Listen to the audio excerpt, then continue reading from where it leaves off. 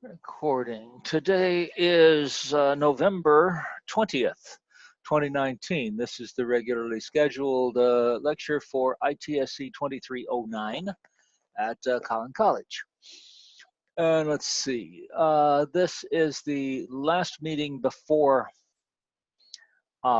Thanksgiving, and this will also be the last of the assignments that we have. On the next time we meet will be the Wednesday, or well, the Monday and Wednesday after Thanksgiving. We'll have lab on Monday.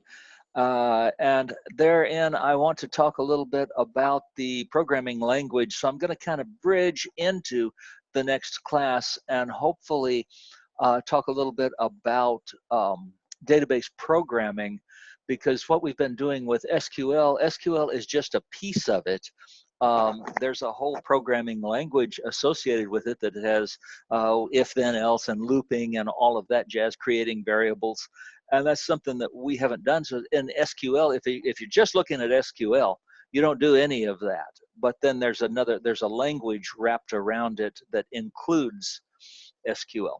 So I'm going to talk a little bit about that. It's in every platform, except now when we get into that language, things get radically different depending on which platform we're in. Let's see, one other little thing. Module 14, please pay particular attention to this announcement right here. Module 14 views, important. Drop them before you create them. So that just like when we had tables.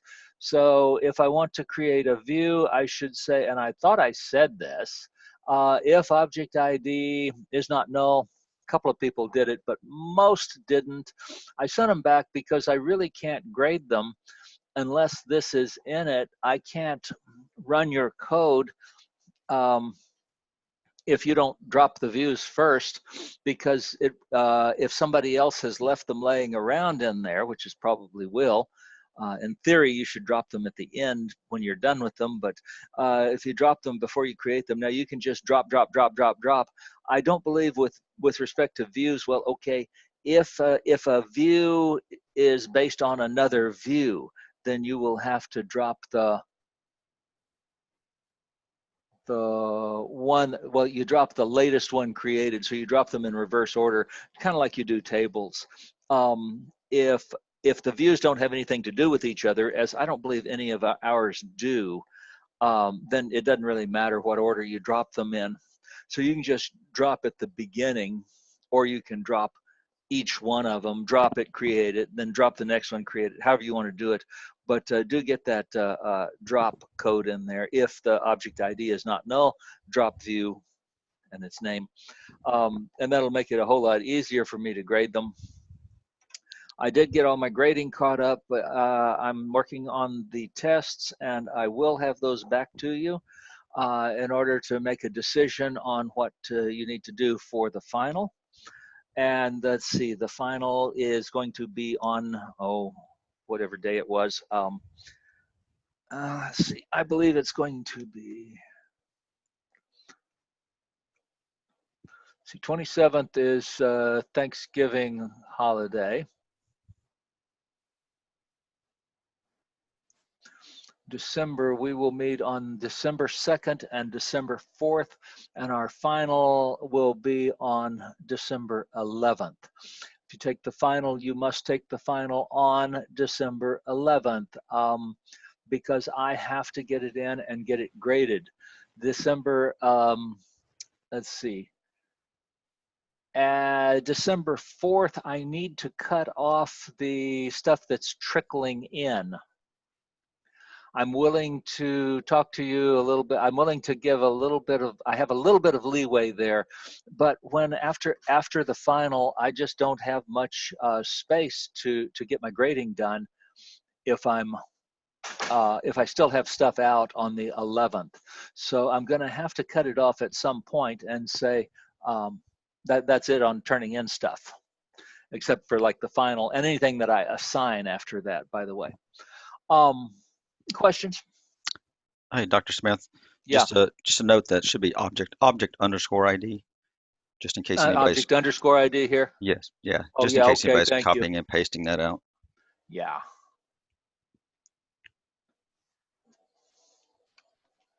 is an underscore there, isn't it? Okay. Yeah, well, I usually just let the system fill it in for me, and that time I was typing it, so I didn't type it right. Others. Now, if you elect not to take the final, you may. I strongly recommend that you take the final if you are not happy with your grade. If you're pretty sure you have an A and are happy with it, then you don't need to worry about it. So meaning you got everything turned in and you did okay on the first two tests, and I'll get the second one to you. Then you probably don't, it's up to you. If you choose not to take the final, I just calculate your grade without including the final in the average. I know it looks like that the final is going to be included in the average, but if I put that on the syllabus, the dean will get mad at me. We're supposed to make you take the final, so I just keep quiet about it. Questions there? Okay, last one here, database design. And we talked about, well, this is, let's see, this is the last module on the last day of class, just about the last day of class. And we got, we're going to talk about designing a database. Now, designing a database is a little bit like writing an essay. There's no book that you can look at that says, okay, is this a good essay or a bad essay? Some are just better than others. And I don't think there's any such thing as the perfect essay. There are good ones, there are bad ones. And, oh, Kim. So anyway, if you follow these steps, this is a heuristic that will sometimes get you to a good database. So first thing we want to do is identify the elements, the data elements, and well, we'll talk about these in order. Identify the data elements, subdivide each element into its smallest useful component, identify the tables and assign the columns, which will come from step 1 and 2. Identify the primary keys and the foreign keys, and then review whether the data structure is normalized. We're going to talk about that. And then lastly is identify the indexes. Sometimes you'll come back to the indexes later, so you can get it running without the indexes. And so I usually think of indexing and as kind of an ongoing task. You're always monitoring your indexes. Are they doing what you want them to do? Or do you need others? Do you need to change them? And we're going next semester we talk a lot more about database monitoring and tuning. Okay, for example, if we were going to identify the data elements, first thing I would do if I'm starting from scratch, building a database for somebody, I'm going to look at it like I'm going to try to take what they already have. How are they doing it? How is their business running? And the place I'm probably going to get my information is from their paperwork. So let's say they're doing it with paper, or they might be doing it in a spreadsheet, is real common. And I'm going to take this one as if it were a piece of paper, and I say, what is on this piece of paper that I need to represent in a database? Some I do, some I don't. And so these are the data elements that are on this invoice document.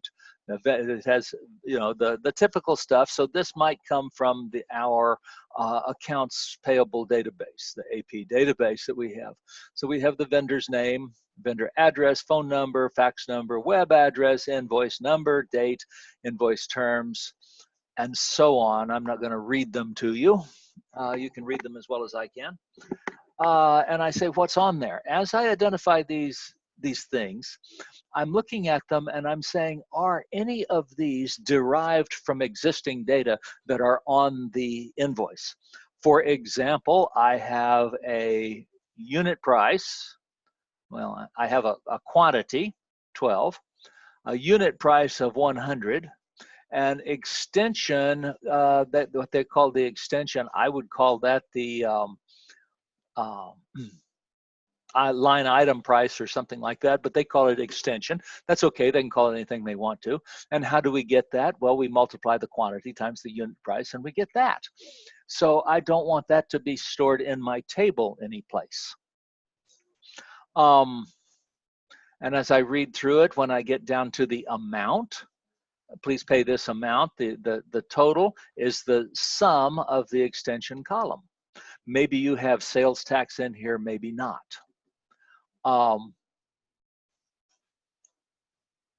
So let's see, as I identify it, invoice total is the sum, and I point out here, this is a weakness in many databases, including our example database, the AP database.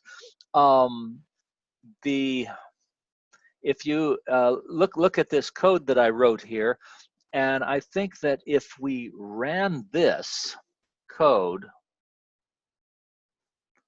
in our AP database, run it.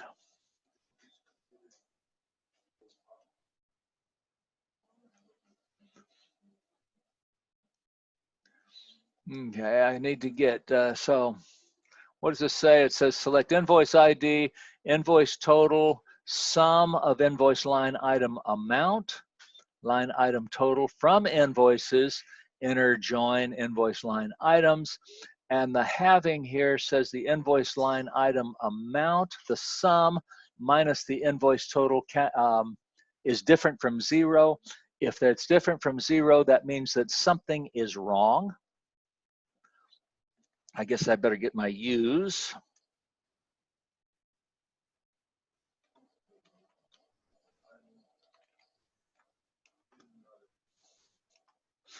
Execute. Notice that invoice ID number 13 has an invoice total of $16.34, but the line item total where I summed it, I'm getting $16.33. Something is wrong. Okay, there is an inconsistency in the database. I knew that there was because I put it there to give us something to find. And so this is why we don't ever want to have anything in the database. If it's wrong, I want it to be wrong all the way through the database. I don't want it to be right in one place and wrong in the other. So I don't know which one's right, but if I've got, if it's different in two different places, we have a problem. So if you look at what this means is, from our databases, let's look at it. Let's see, and I want to go here to the invoices table. Look at the columns of the invoices table. And let's see, I have an invoice total. And my invoice total is just a number, it's an integer, it's an amount of money. And if I look at that and I say, show me the, let's see, edit the top 200 rows, I know that invoice number 13 has a problem. I can see it right here. Invoice number 13 has an invoice total of $16.34 and a payment total of $16.33. So something's not right. The invoice total should be the total of the invoice line items.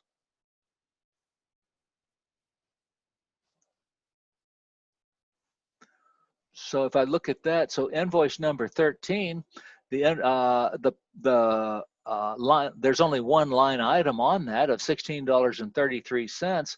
But when we came over to the invoice table, somebody coded that in there and they typed it in as $16.34. And we should have taken it from the sum. Okay. So that's a weakness in many databases where we have an inconsistency. And the idea being that I want to get away from, I want to take anything that I find in here that are derived from existing data. We're going to come back to this later. but it will return no rows. It says at the last, it will return no rows to test it, change the value. I believe I went in and I changed it in the creation script. I changed it to make it off by a penny in one of the rows, which gives you an error to find. And if it's off by a penny, it's off. Questions? Subdivide each element into its smallest useful component, okay? Actually, the one that really comes to my mind is the vendor name. Remember the 3 rules to the first normal form. The 3 rules are that data are accessed by content only. We never ask for the first row or the 5th row or anything like that. And we saw that, yes, we violate this occasionally by asking for the top 10. Data accessed by content only. There are no duplicate rows. In other words, a primary key exists. And we have seen that you can have a table that does not have a primary key. It's not a valid table in database, but if you allow it, you can have duplicate rows. And finally, a field has exactly 1 value. This means that if I'm going to talk about the vendor sales contact name, I have to take it as Ruben Goldberg. I can't break it out into his, find the first name. But then if you think about it, we've been violating this rule. I have told you to do tasks like go in and find the area code, find the all of the people who live in area code 512. All of the vendors in area code 512 or something like that. And I can see that I need to explain on those questions what an area code is, because in this day of the cell phone, unfortunately, lots of students don't know what that term area code means. It's the first 3 digits in your that you dial on the cell phone. Used to be we didn't always dial those. Now within the day of cell phones, and everybody's got a cell phone, we dial the area code. So we divide it into first and last name. I will almost always break out a first and a last name. It's just something that it's always going to give you trouble if you have a first name and last name together. An address and its components. Sometimes you'll have them, sometimes you'll break it out like this. There's times when you will, there's times when you don't need it broken out thus. For the most part, a street and a number, a city, a state, and a zip code. Many times you will want to sort your addresses by zip code, because if you're doing mass mailings or something like that, and you take them to the post office, you get a huge reduction if you have a bulk and they are all sorted and rubber banded together by zip code. They cost about 1/4 as much to mail. Would we break out the street and number? And I say not usually, because what we're doing is we're the smallest useful components, and the street and the number are not usually 2 different components. And I put down here, but what about an emergency services dispatcher? I'm guessing then that theirs would be set up like they would have different numbers. So they would probably break out the street. They could pull up the street, and then the numbers would be sorted under that. Why would they do it that way? Because if they wanted to find the person next door, and they do that on occasion, so usually emergency services are set up thus. Sometimes they'll be set up like that in real estate databases for real estate offices, where they'll want to know something about the house, and they want to know, tell me about the house next door to it quickly. More for emergency services. So we would break it into its useful components. Okay, so we're going to identify and assign the columns, and I'm going to get rid of some of the stuff in here. Under the invoices table, I don't know why they still have this is one that I copied from someplace. I don't know why they still have invoice total in there. What am I saying here? So vendors, invoices, invoice line items. I'll point out one mistake. Oh, here it is. I'll point out this mistake. Invoice total should not be included as a field in the invoices table because it is derived from the sum. And that's the point that I made. Why did I put asterisks there? I don't know why I put those asterisks there. So we got a name, vendor address, city, state, zip, phone number, and I might break out the area code. I don't know if it would depend. Am I going to want to sort by area code? If I am, then I would break out the area code. So I would be looking down the road. It costs me a little bit more to have that as a separate field, but I'm not sure that I wouldn't want that area code broken out. The other one I might want, remember, a phone number has 3 different fields. So it's got an area code, which is the first 3, then it has a prefix, and then the 4-digit phone number after that. So you might break a phone number into 3 pieces. It would depend on how you are using it in your database. Most databases probably would not, but yours might. Vendors is pretty straightforward. The terms and the account number are foreign keys, is why I have them there with asterisks on them. Took some stuff out of it. I took out the fax number. I took out the web address.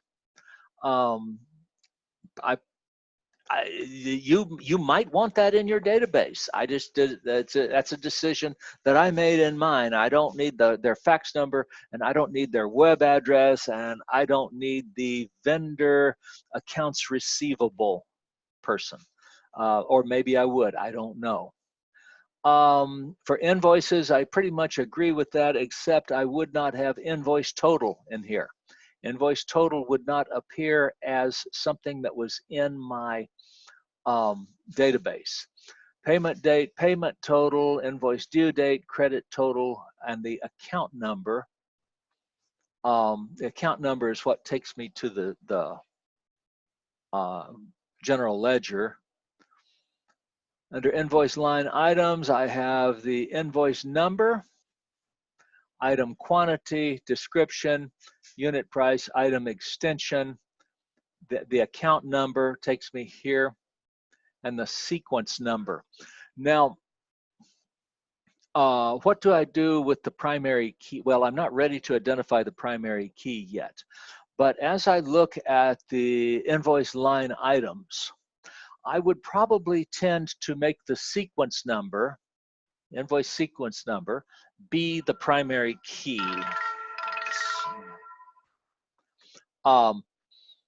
Reason being that if you look at how it's set up in our database, let's take a look at it. The invoice ID and the sequence number are the primary keys. Just a minute. Smith? No, who you want? No, this is not David.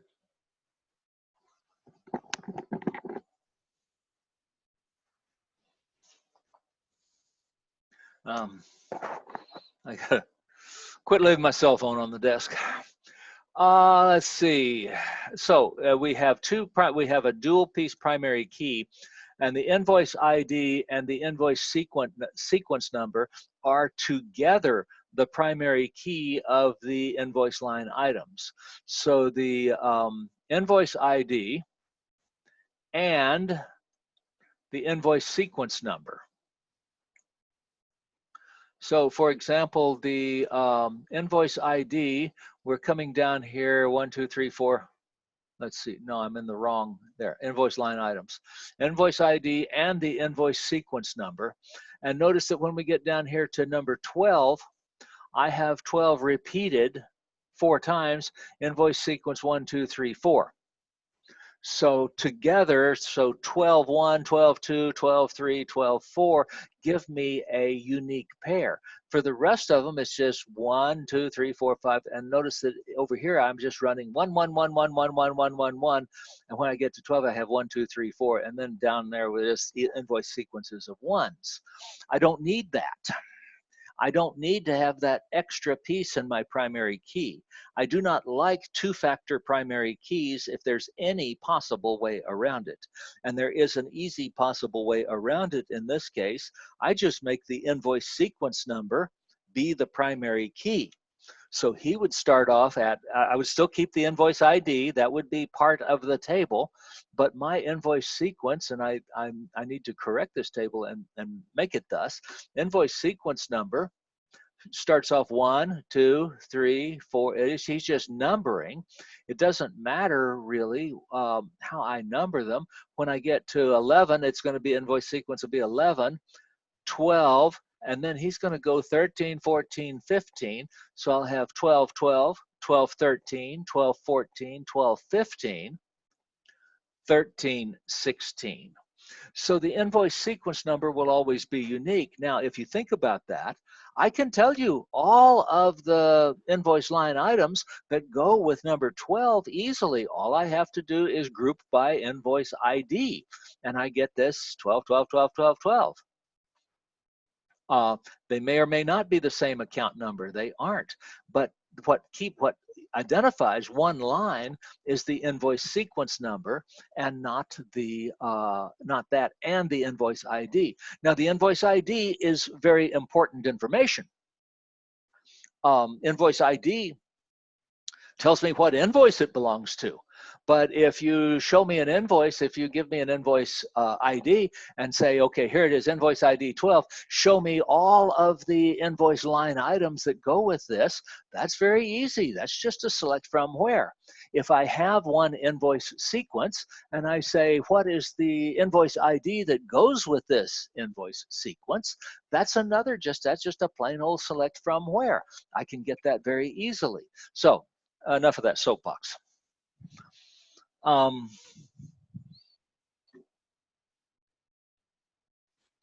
Back to this guy. My invoice number is going to just be a foreign key into the invoices table. It will not be part of the primary key as it is in our database. And the sequence number will be the primary key of the invoice line items table. Any questions?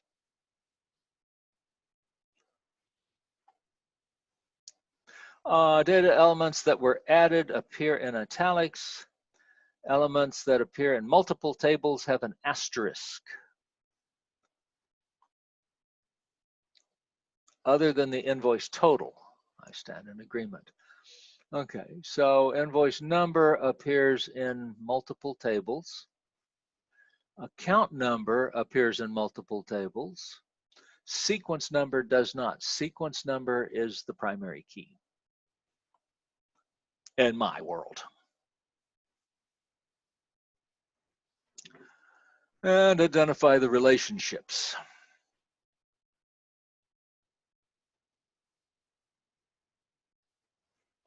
Okay. So this is we've been working with this all semester.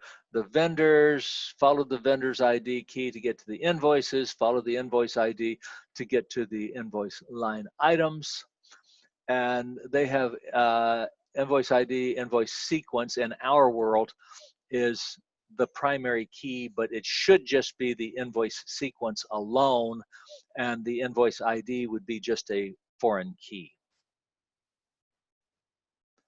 Okay.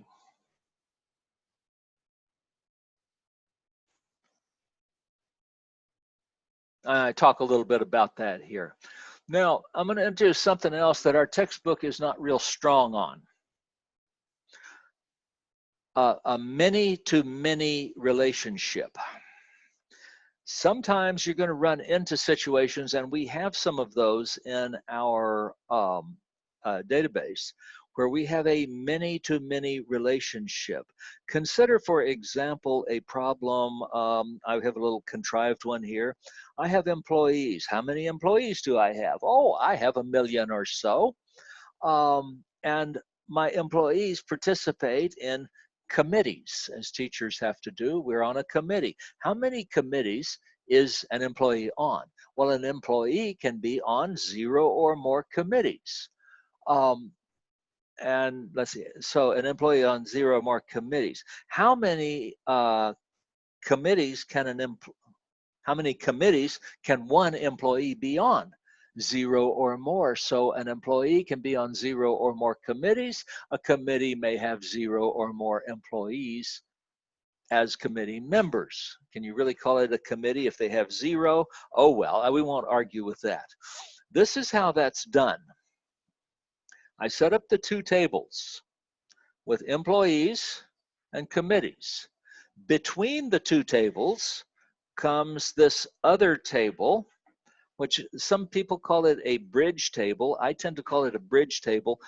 This textbook is calling it a linking table, and its job is to set up the relationship.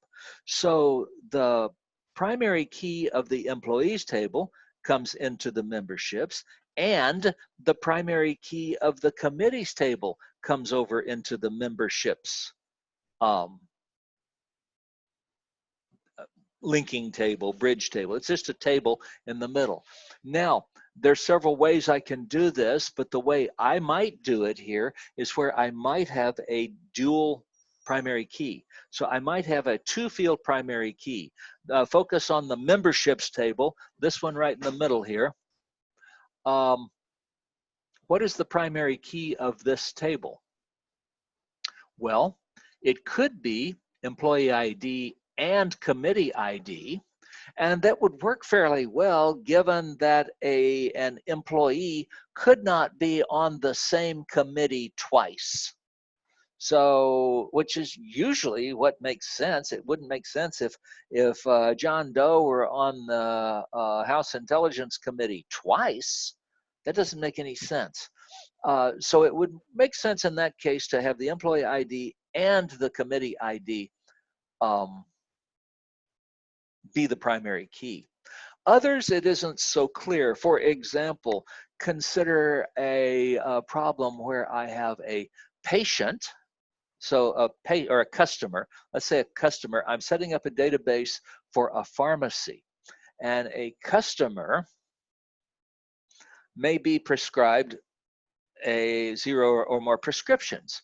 So a prescription drug like aspirin or something, well, prescription, something that they'd take, I don't know, Prilosec, 40 milligram Prilosec, have to have a prescription. So the customer would be John Doe, and the prescription would be Prilosec. And so John Doe is taking Prilosec. Prilosec has a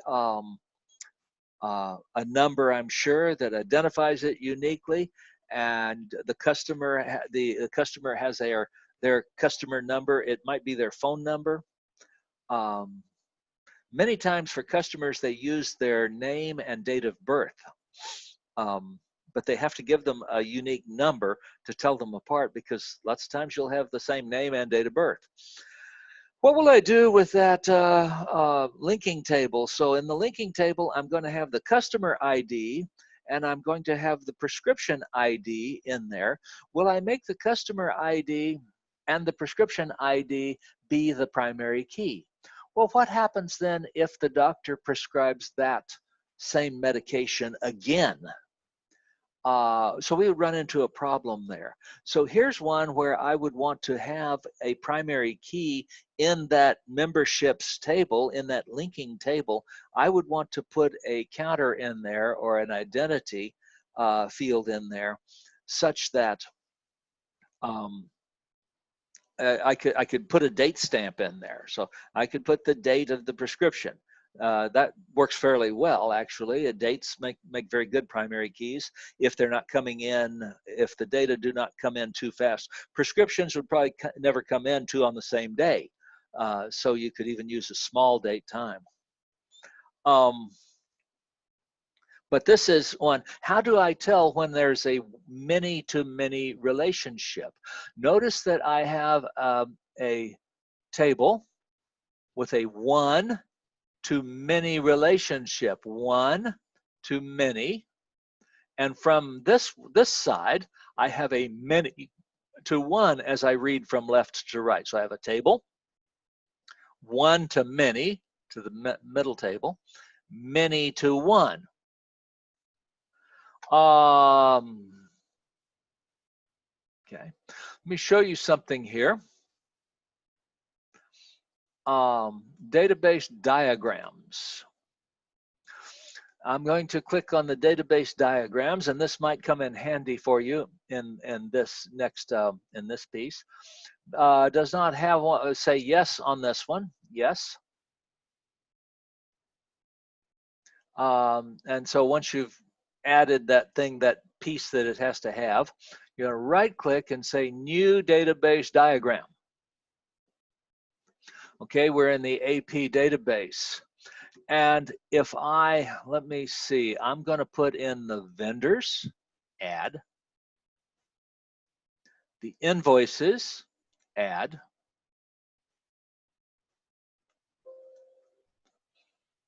I can add more later. Notice how I have them now.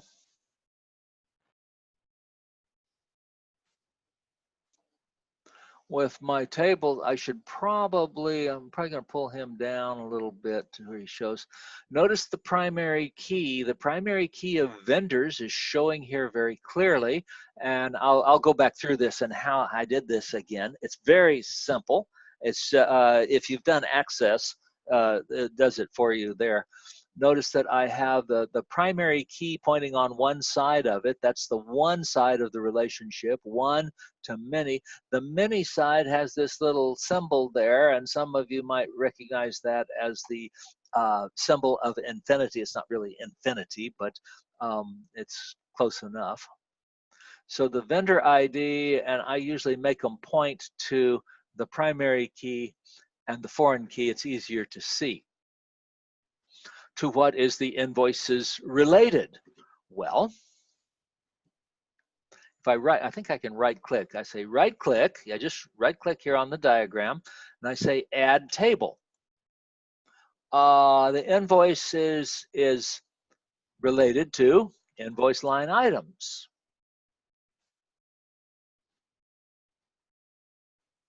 Notice I have invoice ID. Notice invoice line items has a two-factor primary key.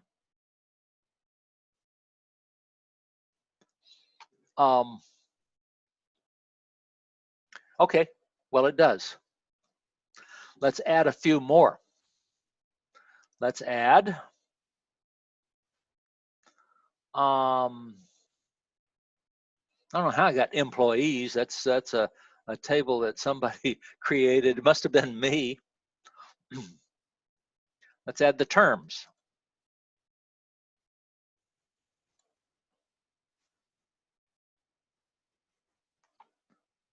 The terms table. Now, can you see a many-to-many relationship here?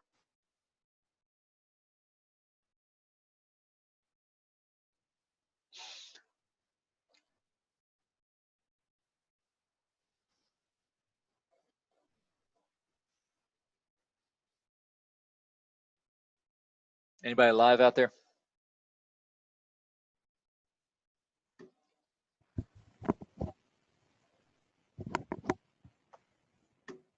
Yes, that's a question. What am I looking for a many-to-many? What does a many-to-many look like? One side, many coming out of that table to one. Can you see one of those in this diagram? An invoice can have many terms, and a term can be part of several invoices? Yes, but the invoice is not part of the many-to-many. Look for the invoices has two. Let me take this one out. Invoice line items. The nice thing about this is you just, boom, you just remove them, put them back in real easily, very simply. And so if you have something you want to look at, it's very handy to use the database diagram to see your relationships. Maybe I think next time I teach this class, I might bring this in a little earlier in the class. I think it would be handy. Now do you see the many-to-many?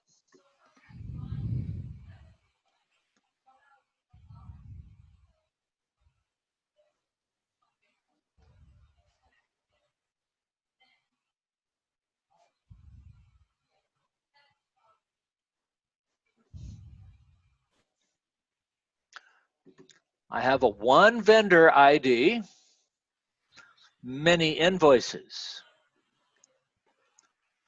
From each invoice, I have one term. Thus, between vendors and terms, I have a many-to-many relationship. I don't know how important this is to our design, but one vendor may have many different terms. One term ID may be associated with many different vendors. I have a valid many-to-many relationship.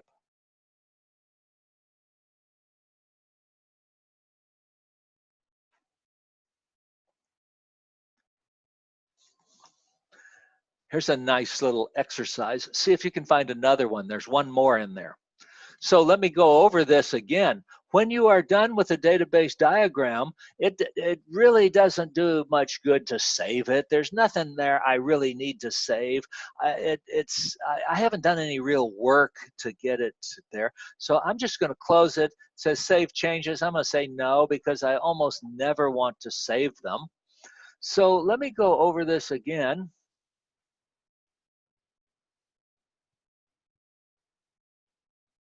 Close that. I'm sitting here in my AP database. In the databases, I open the database I'm interested in. Okay. Database diagrams.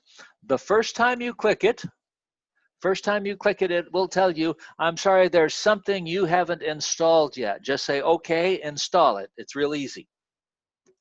Then you go back there and nothing happens there.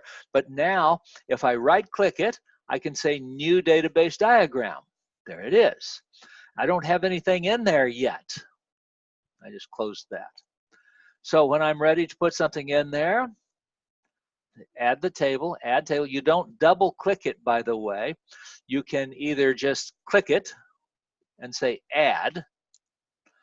I think you can, no, you can't drag and drop. Okay, so you click it, and I want to look at the relationship between contact updates, add, and vendors, add. Close. What's the relationship between contact updates and vendors?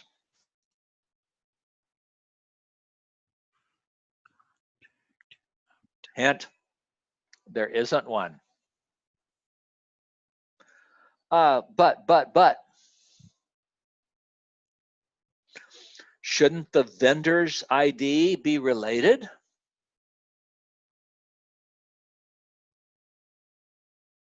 Should it? Contact updates. Well, anyway, this is how you explore your relationships in a database. I don't know. I think usually you can create them here. Okay. What would happen if I drag and drop? Okay, I dragged and dropped. It gave it the name. I say okay. Check existing data and stuff like that. I say okay.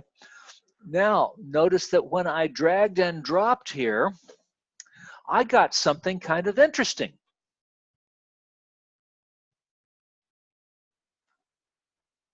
What's special about that relationship? It's a one-to-one relationship. It is a one-to-one relationship. So vendors is the primary key. The primary key is a foreign key. So the primary key of one table is related to a foreign key in a different table, but the foreign key in the different table is a primary key. That means that there cannot be any duplicates in there. Therefore, I have a one-to-one relationship. Generally, I like to try to avoid one-to-one relationships. There's a reason that they can get kind of tricky, but for right now, I'm just going to point out that they did not enforce that relationship because it may be that you have multiple contact updates, so that they may have a vendor ID. Well, it wouldn't make any sense. They can't have two contact updates for the same vendor ID because that would duplicate it. I might put in the contact updates, I might have a primary key be the date that I had updated it, or something like that. I believe that if I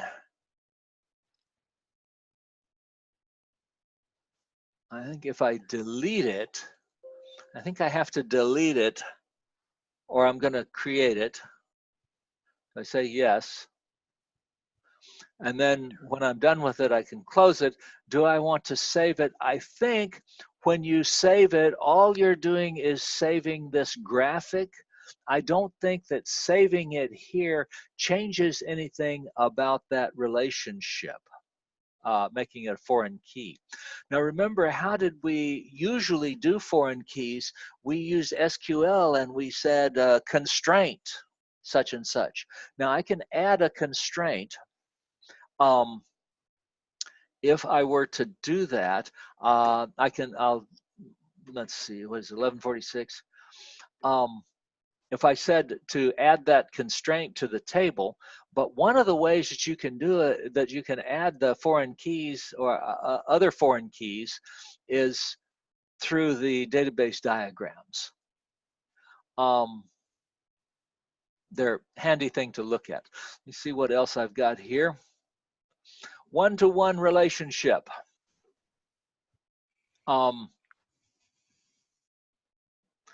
In a one-to-one relationship, two tables with a one-to-one relationship. So this is the example of where I would definitely use a one-to-one relationship.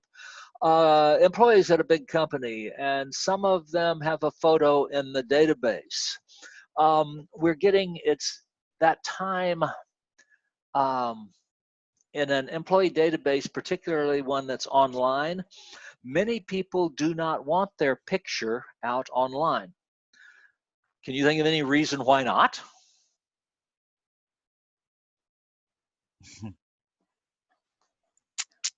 I once taught at a college where they wanted me to put my resume and my picture and all of my academic qualifications, where I graduated and the date I graduated from schools and stuff like that, and wanted to put that out on the college website. And I objected vociferously. Many people don't want their photograph out on the company database, but I can put a photograph in the database.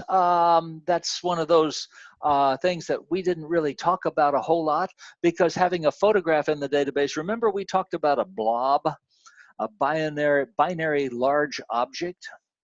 And if I store it as a picture in the database, I can store a picture in the database just fine.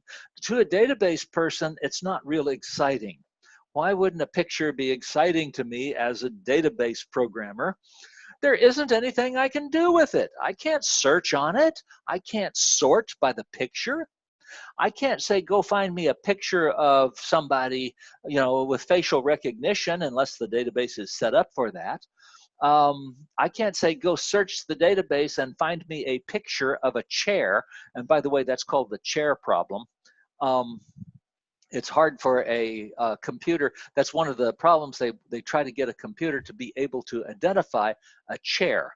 I can identify, facial recognition is getting good, but you know, isn't a whole lot I can do with your picture. So I don't really, most of my employees say they don't want their picture. I guess this is a database for the FBI and they don't want their pictures out there, but some of them will have them, most do not. A photograph takes up a fair amount of space, I say here. Therefore, we don't want it to store it in the table. I don't want it in my employees table where I have my employee ID, my first name, my last name, just plain vanilla stuff about varchar, char, money, numbers. So numbers, real numbers, integers, char and varchar. And then we get over here and this employee photo is taking up a big chunk of space. But the good thing is not many people have that. So I set it up as two separate tables like this. And now I don't have to have a photo. Each employee doesn't have a photo. Over here, the employee ID, if you're an employee, you're in this table, employees. If you happen to have a photo, you're in this one. It's the primary key of this table. But in order to be in this table, you have to be in the employees table first. Then I can put you in this table and add your photo in. So if I have 100 employees, but only one of them has a photo, I only have one photo to store. I store the employee ID with it. It's a big winner.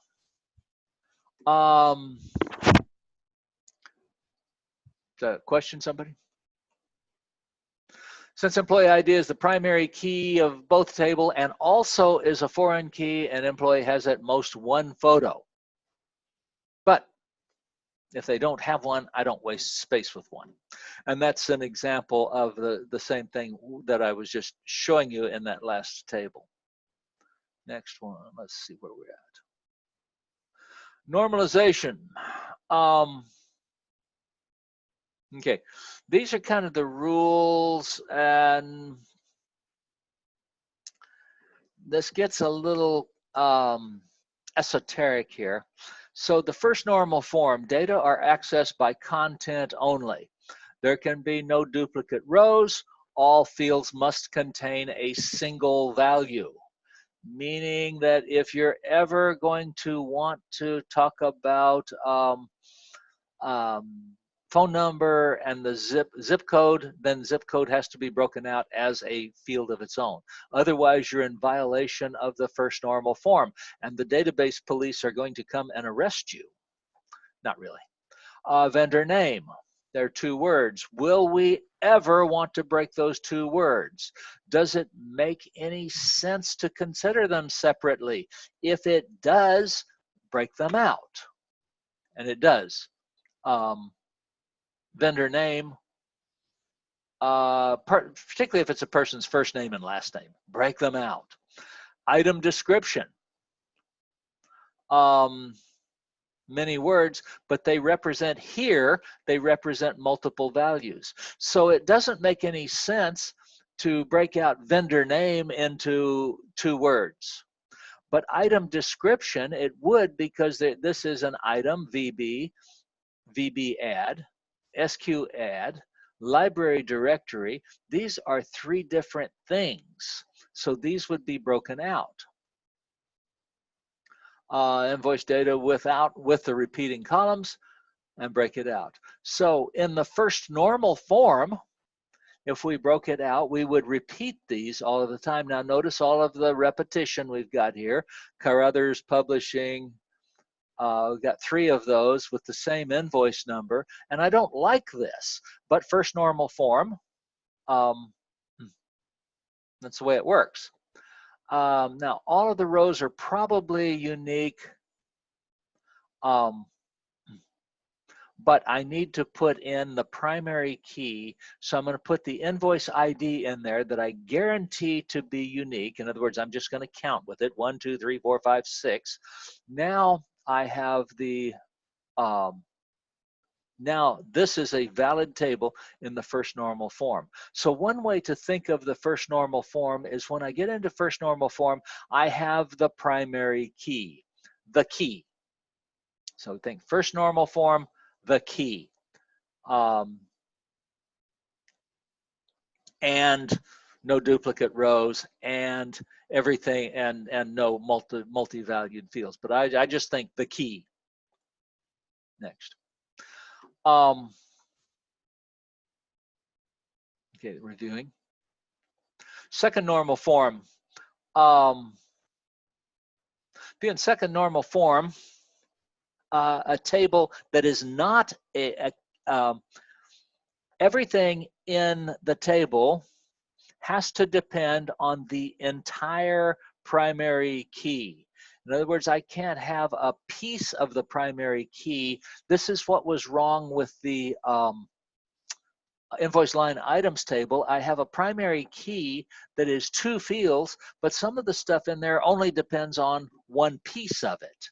So textbook example, the primary key, here's where I talk about that.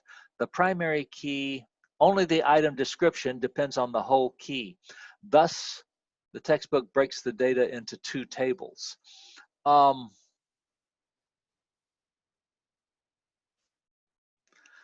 So here I have the invoices. So this would be the invoices, invoice number, vendor name, invoice ID. And now I drop down into the invoice sequences. So I have the invoice ID and the invoice sequence. So this one still has that same problem of 1, 1, 1, and then 1, 2, 3, 2, 2, 1, 2, and then 3, 1. So this one still is using these guys. I would number the invoice sequences 1, 2, 3, 4, 5, 6. And then I would have just the invoice sequence as the primary key.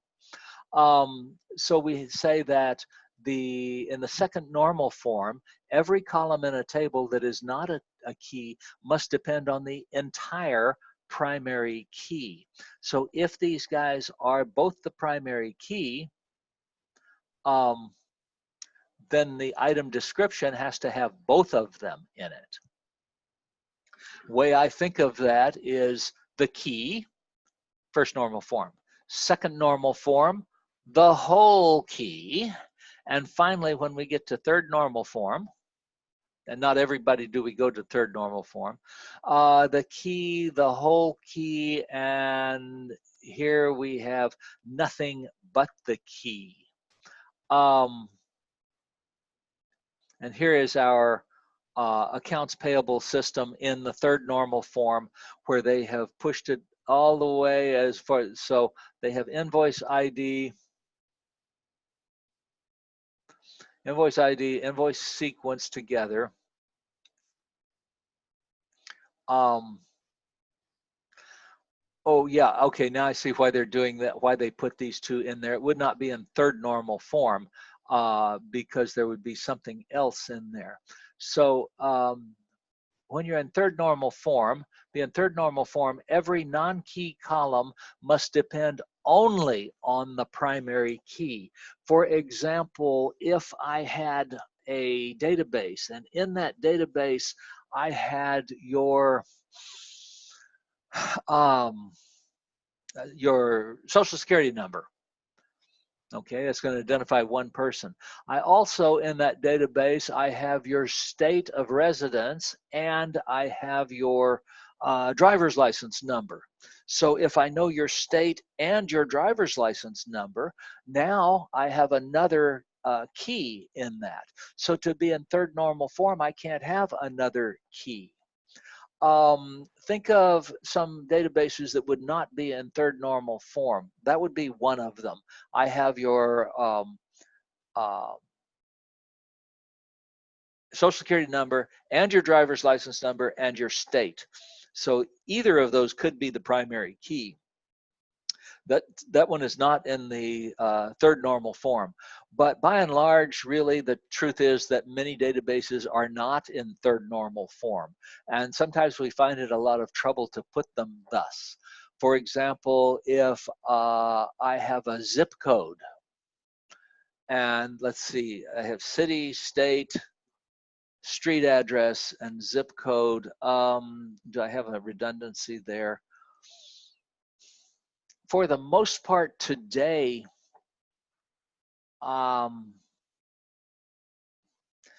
if I know your street and your zip code, I believe I know the city. Is that right?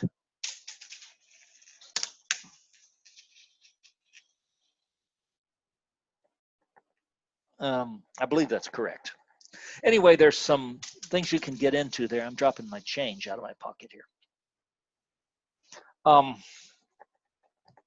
So normalization in third normal form, it has to have, to get to the first normal form, we have the key, and to get second normal is usually where we'll leave it sometimes, is when I have the key and everything depends, I don't have any extra pieces in that key.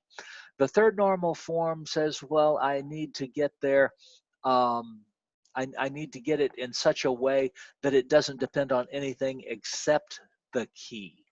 In other words, I can't have anything in here that will identify one record as a key, one unique record, except for the invoice ID.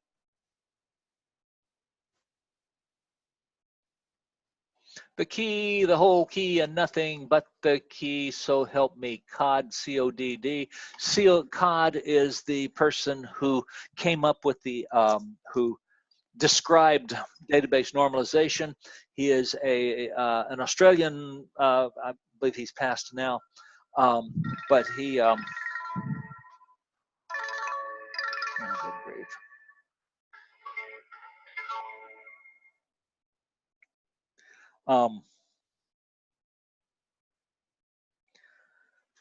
Anyway, he defined it back in like 1967 or so. He's considered the father of the relational database, and so that catchy little phrase there to remember the third normal form. There's actually about 7 different normal forms that have different variations on them. For the most part, if you think about it though, sometimes you can get around them. Find a field, something other than the invoice ID. In the previous page, I left you with the task. Find a field in the invoices table that depends on something other than the invoice ID. And what was that?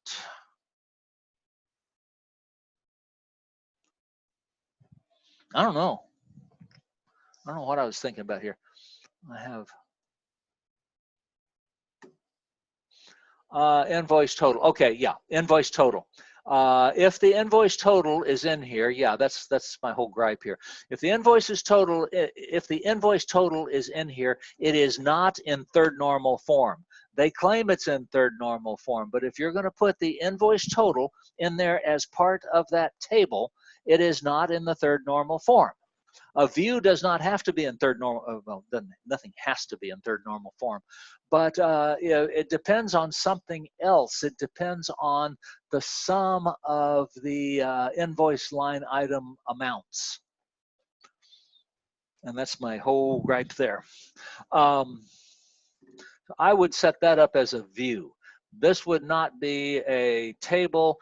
The table would be just like this, but it would not have the invoice total in it.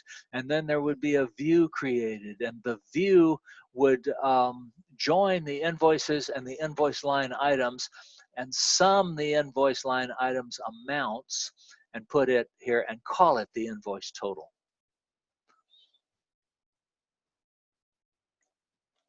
Okay. It's 12 o'clock. As I said, this will be our last assignment. This assignment is a paper and pencil assignment. This assignment is more like, you know, write an essay about whales or something like that. This assignment is going to ask you to do some things. I'm going to ask you to show me something, and it's going to have some, I'm sorry, I don't have the assignment up yet. Okay.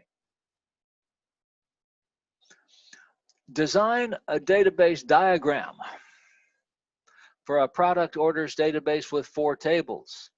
Indicate the relationship and identify the primary keys. And there is a highlight there, it says explain your decisions, because it's your decisions that are the important part. There is no simple way, there is no, you cannot program a computer to normalize tables. You cannot program a computer to design a database. I can program the computer to enforce my design decisions, but I cannot design the database by a computer. I can give some hints, it might give me some hints. I can use it to tune the database, but ultimately I have to sit down and look at how it's being used. To this end, you will make some decisions about how these data are going to be used. I will not argue with your decisions. If you say that you need to have, what would be the case? If you're going to break out customer name, customer address, customer phone, and dot, dot, dot says you may add other fields in there. And you should, maybe. You may add other fields. You may do this in your SQL, if you wish, or you may do it on paper. You may do it by Word. You may draw it out using on graph paper, and then you may scan it and upload it. I'm pretty sure, let me double check and make sure that I have set the type that I'm willing to accept to anything. It can be a Word document or a well-drafted, neat pen and paper drawing. You see, what is the turn in? Let me edit.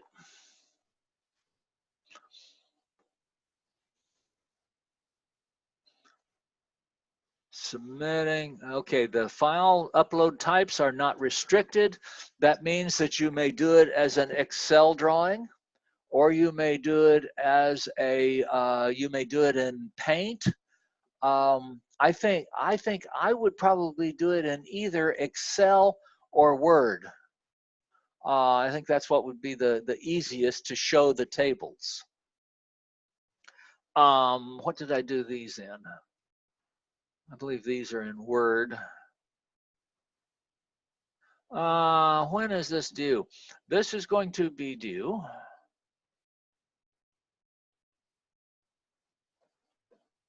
Let's see, we will meet on the 4th. Okay, this one is going to be due, drop dead due on the 11th. So if I cut it off, if I cut off the others before the 11th, this one will go to the 11th because I said this one is due on the 11th. Others, if they're due back here on the 4th or something like that, they might cut off on the 4th. This one will not. Okay. So we will do this one as a Word document, pencil and paper. You may also do it in the database. So if you want to create your tables, you may create your tables, and you may look at it in the database diagrams. I find the database diagrams are usually more appropriate for existing databases than creating them. So I expect that it's probably be a Word document or an Excel document, or if you want to do it on graph paper, pen and paper, and then you may scan it in or get a good copy picture of it, however you get that.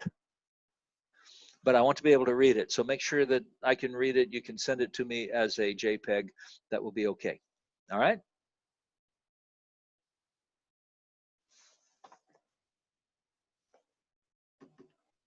Somebody's already submitted one, and I guess I've already graded it.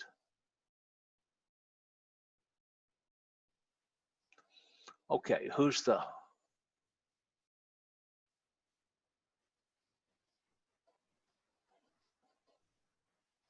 Okay, Eric's already submitted. Okay.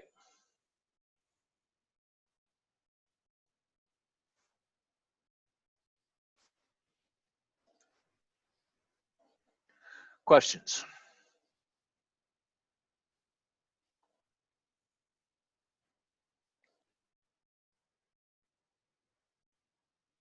Everybody still here? Yep. Okay. Yes. Next week, of course, we have Thanksgiving. And let's see, I will be here on Monday. So I'll be here doing the lab on Monday. If you have any questions or need any help, I will log into Canvas, excuse me. I will log into Zoom at the regular time. So I'll be here on Monday and I'll go over anything that you need to. On Monday, I will have your test 2 graded and returned to you.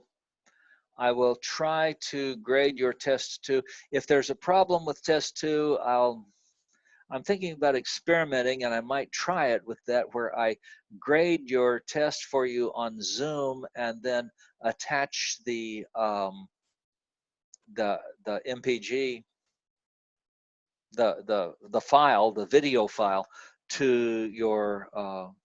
I don't know whether that's going to run, whether I'd run out of room to attach. You can only attach so many files, and then Canvas cuts you off. That's why I usually store them as links instead of storing the file. I'll give that a try. I might try that, where I pull up your test and grade it right there and recording it, and as I'm grading it in front of you, and then attach that to the Canvas document that comes back to you. I would not upload that to YouTube because you don't want your private information out there on YouTube. Okay. Well, I will see you then on. Well, I'm not turning off the meeting. I'm going to just end the recording now. Ending the recording.